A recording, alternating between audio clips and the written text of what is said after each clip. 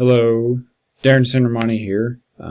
This is Module 12, Black Lives Matter study case study.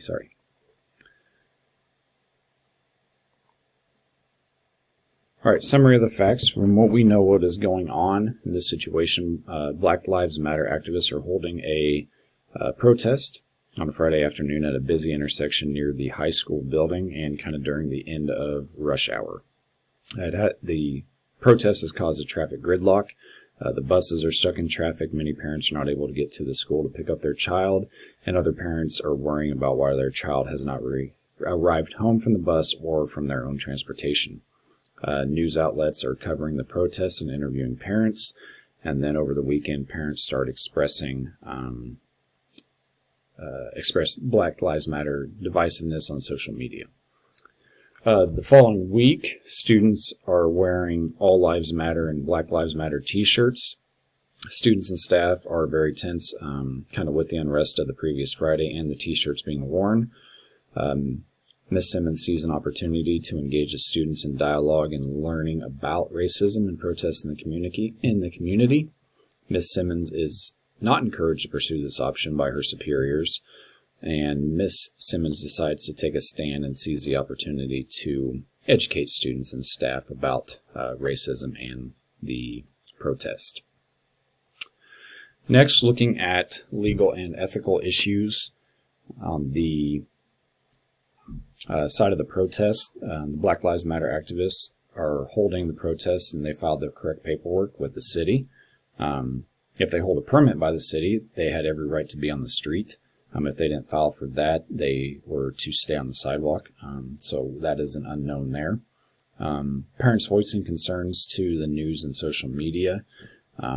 While they do have that legal right to have that freedom of speech, but some of the posts may be unethical. We don't know that without the information of what they were posting. Students wearing t-shirts of opposing viewpoints. Again, they have every legal right to do that. There's some ethical issues of what some of these actually mean with All Lives Matter and Black Lives Matter. Ms. Simmons being discouraged to speak with students, I think, is pretty borderline legal, that she should have every right to have those teaching opportunities with those students. And being told to stick to academics, I don't think is very right or ethical to her. And then with her deciding to move forward with creating curriculum and guidelines for staff and student handbooks, I mean, she has every right to do that. I don't think it is the wisest decision. I think there needs to be more people involved instead of just one person doing it. But getting it started, there is absolutely nothing wrong with that. Now, if we look at the problem, I looked at it kind of holistically and saying that I think the school district was ill-prepared for the magnitude of the protest, the polarizing effect of Black Lives Matter on all stakeholders, and the fallout with such a protest with students, staff, parents, and community members. And moving forward with this problem, I think it could be fixed with some of the ideas that I have coming up.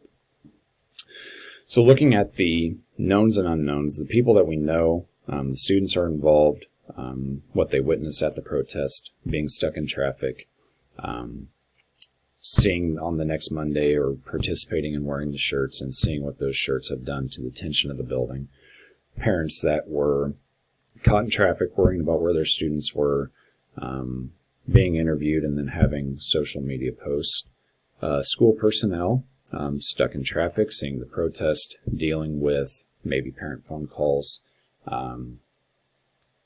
dealing with the tension in the building on Monday, community members, those that were there at the protest that witnessed it stuck in traffic, and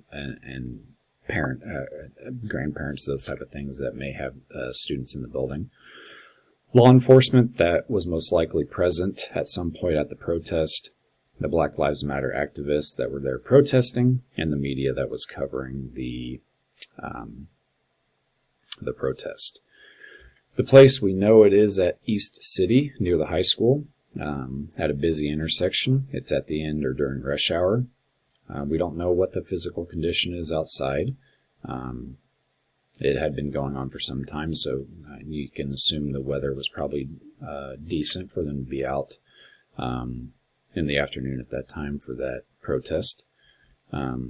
Demographics of the parties, just kind of, we don't know for sure, but looking at some of the information from the case study, you can see some people wearing Black Lives Matter, some people wearing All Lives Matter. It could be a variety or a diverse population, but we're not sure on that. And just judging from, the keywords of rush hour, busy intersection, that we were probably looking at a maybe suburban or urban setting and not a rural setting. Not very many busy country roads. So that was my thinking in that. And then the program, we don't know really what the high school students and teachers are using for curriculum or those type of things, what they're being taught. We don't know the type of school. Is it a charter school? Is it a private school? We don't know that. So a lot of unknowns with the type of program that we have going on in the case study. Next, looking at the review of information.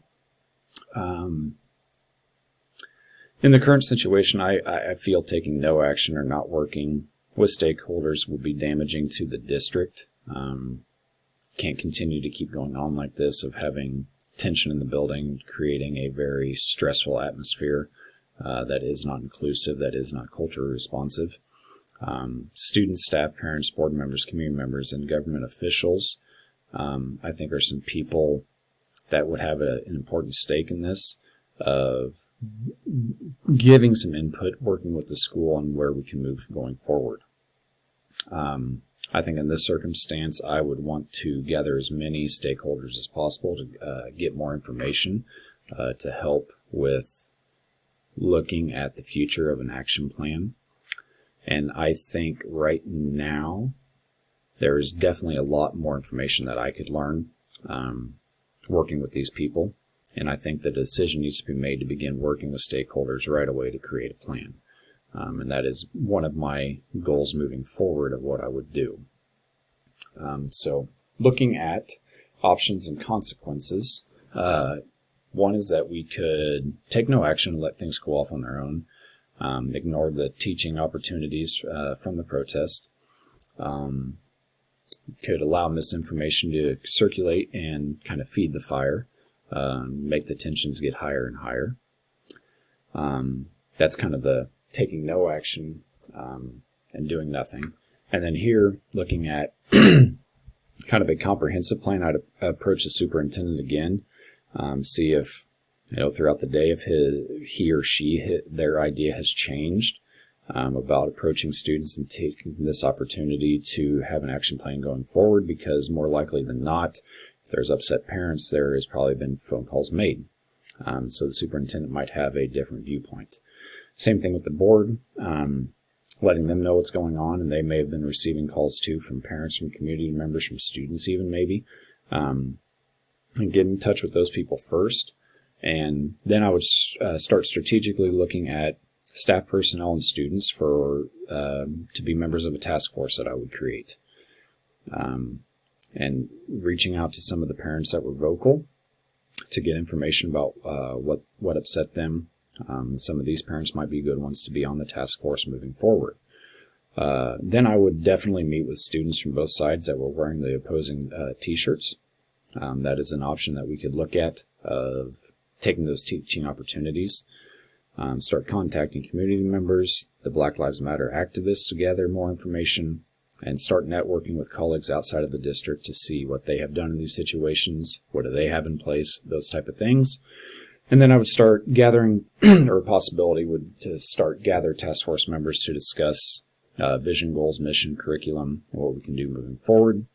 And then the task force could even meet with the Black Lives Matter activists to gain more insight about their goals and what they are trying to achieve in the community. So pros and cons, taking no action, it would not settle. So some of the negatives, it would not settle the tension or the unrest.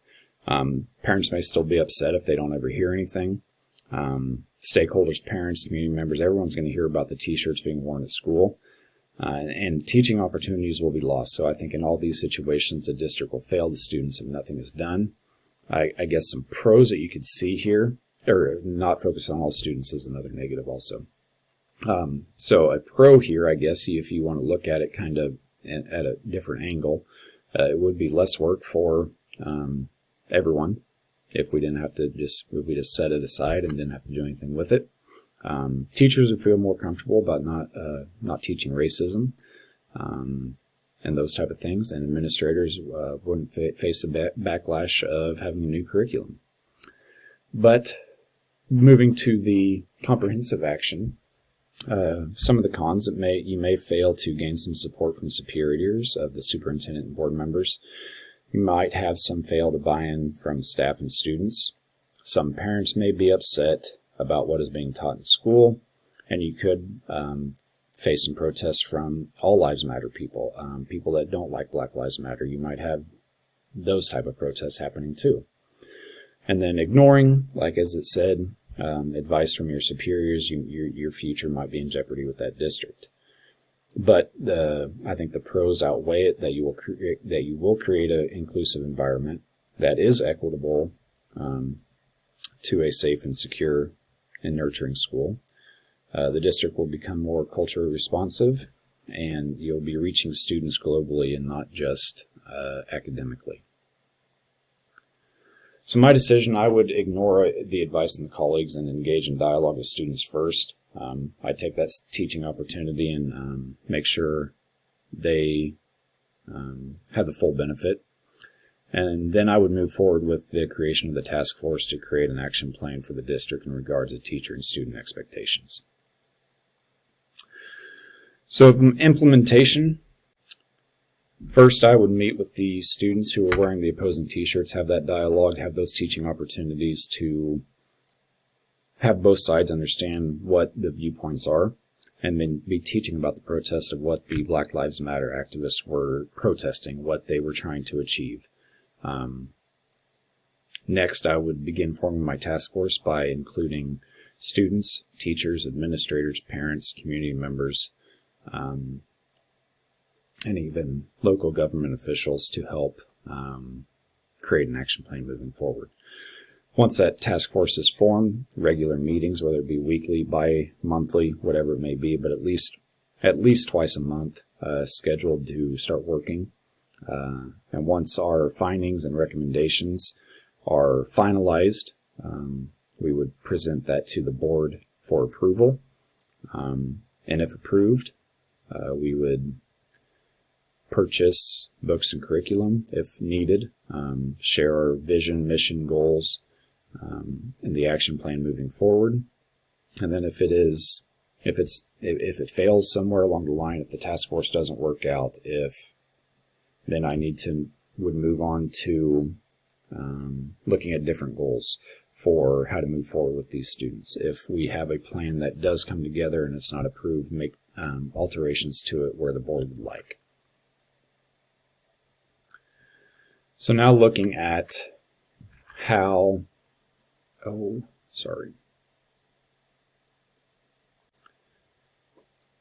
looking at now how this plan would be equitable, inclusive, and culturally responsive. I think this plan moving forward, of having an action plan of what to do if this were to ever happen again, because if one staff member knew about it, how many knew about it? Why didn't they prepare the students? Why didn't they prepare the staff? Why was the information not sent home to parents? Those type of things, to have a plan for if a protest like this happens again, this is what we're going to do.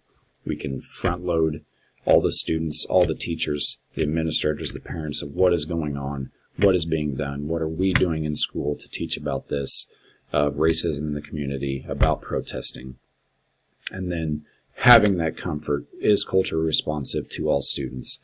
It is supportive and inclusive culture that they feel welcome, they know they're safe here, that they can have opposing viewpoints and still disagree about something in a civil manner. And I think this plan covers all standards that are associated with this case study. And I think this plan would work very well as an action plan moving forward. Thank you.